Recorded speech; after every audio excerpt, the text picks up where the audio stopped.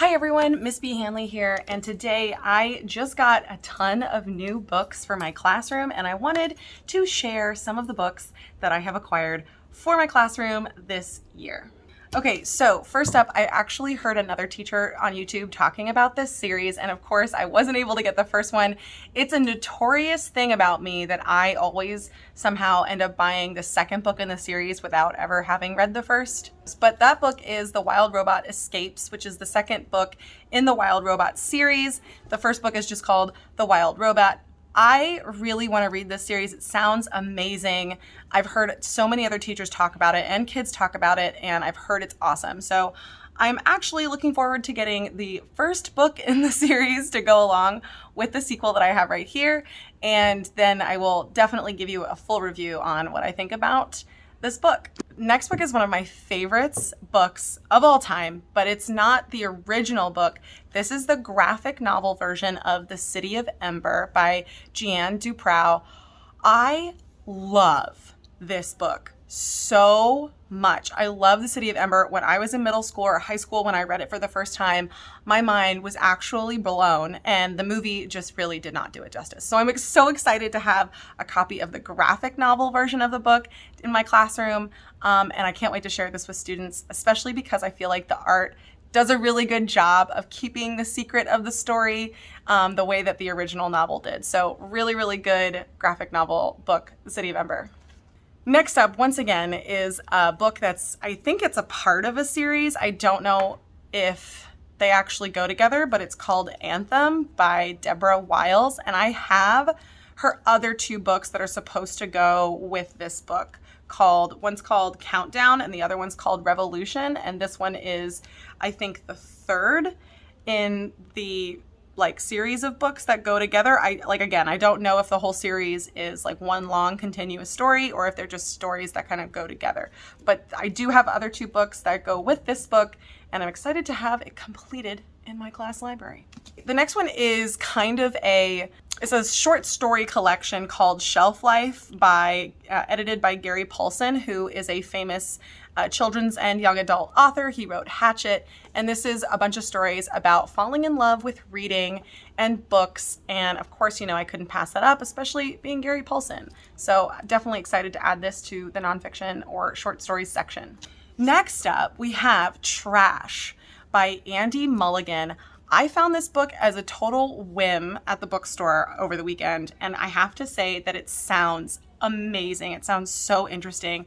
It's a story about a not too distant future. There's kind of this dystopian world where people basically make a living picking through garbage to try and find treasures. And this kid finds a treasure in the trash, and it hit the course of his life. So it sounds really interesting. It's a super short book, and it looks really cool. I'm so excited to read this and share it with my students. Okay, next up we have Aleutian Sparrow by Karen Hesse. Okay, Karen Hesse is a very popular children's and young adult author who writes poetry. She tells her stories through poetry. The poetry is very short and easy to read, but almost all of her stories are kind of in this poetic style, but they have a longer narrative that overarches the entire book. I have the other books that she has written that are a little bit more popular, and I'm excited to add this to the collection with the other books that she has written. Okay, I'm so excited about this next book because I have read it and I fell in love with it, and I can't believe that I haven't seen more about it. But it is The Mortal Engines, and before you get into the comments, I have not read the movie. I haven't watched the movie, and I honestly heard it wasn't that good. But I loved the book. The book is so much fun. It's about this fantasy future world where cities basically, instead of staying in one place, they are on these giant roving ships that just kind of travel around the country. And so each city has its own huge monstrous ship that just kind of careens around the landscape, and they will destroy smaller ships and take on the people and the equipment from the smaller cities, the smaller ships. And this story is about a girl who is trying to she's trying to overthrow the government, basically, and she ends up getting thrown off the ship and goes on this crazy adventure to try and make it back to the city. I was absolutely enthralled with the whole world of this story. I did not finish the rest of the series, but I definitely am interested. It's on my to-be-read shelf, and I'm just excited to have a copy of this in the classroom as well, because I really, really loved this book. Okay, another book that I hugely loved, but I read it a long time ago, is Binti by Nnedi Okorafor. And I've read several of her books already. She has another one called Akata Witch, which is a fantasy series with a African main character. And then we also have her other very, very short novella, Binti, with an African main character who is leaving her small community to go to a big university for the first time. And she experiences traveling among people and like learning about the world. She's really never been outside of her community, so she's really excited to learn about other people and other cultures and to just learn, to just be able to go to university and learn about it. It's set in the future. It's kind of like sci-fi, like she has to go off planet to go to this university. So it's really, really interesting. I really, really love the author's writing style in the other books that I've read by her. So I'm excited, and I love this book. I'm really excited to share this with students. It's a really interesting story, and I look forward to if there are more like this in the future. Okay, one that's been on my list for a long time to add to my shelf because students have been requesting it is called Shiver by Maggie Stiefvater. I think that this is a YA novel, but I think it's also about werewolves. It's like a werewolves, like I've heard it's like Twilight, except instead of vampires, the focus is werewolves, I think. I haven't read it myself, but I've had it requested so much that I just had to get it and put it up on the shelf. A lot of my students really love this. I think she's written a couple of other series that students are really into, and so it'll be nice to have a different variation of the series that she's written. Okay, I have to open this. I got a box today. I got a box. I was so excited I got a box, you guys. Okay, so this box, I have to open this box. Books are not the only thing I've ordered, but I'm pretty sure it was the first thing that I ordered. So I'm opening this box for the first time. Is this books? Okay, one of them is a book.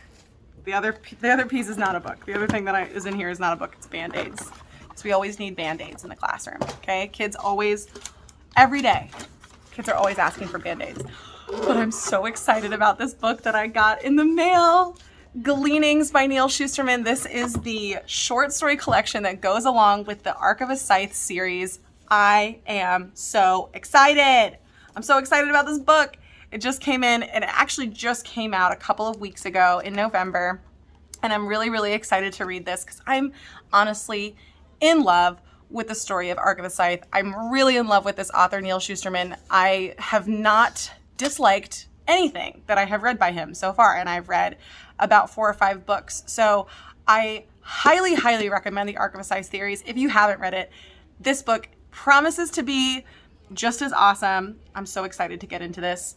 I can't wait to share it with my students either, but my students are going to have to wait until I read it first because I'm dying. Anyway, the last book that I got into the mail a while ago, and I had to hold on to it because I had to read it, was One More Mountain by Deborah Ellis. This is the 5th book in the Breadwinner series. Of course, you know I had to read it. I had to figure out what happened next to Parvina and Shauzia, and this book follows them as they are adults in modern-day Afghanistan in 2021 when the Taliban have retaken over Kabul and changed the way of life there again for the many Afghans that are living in the country. And this book is absolutely heartbreaking. I finished it recently this weekend, and I just had to cry. I just had to take a moment to cry and my heart just completely breaks for everything that's happened over there and continues to happen. And I think this book just really shows the resilience of the Afghan people, and hearing Parvina's story again and Shauzia and seeing them as adults and seeing them continue the good fight has honestly been so empowering and so awesome.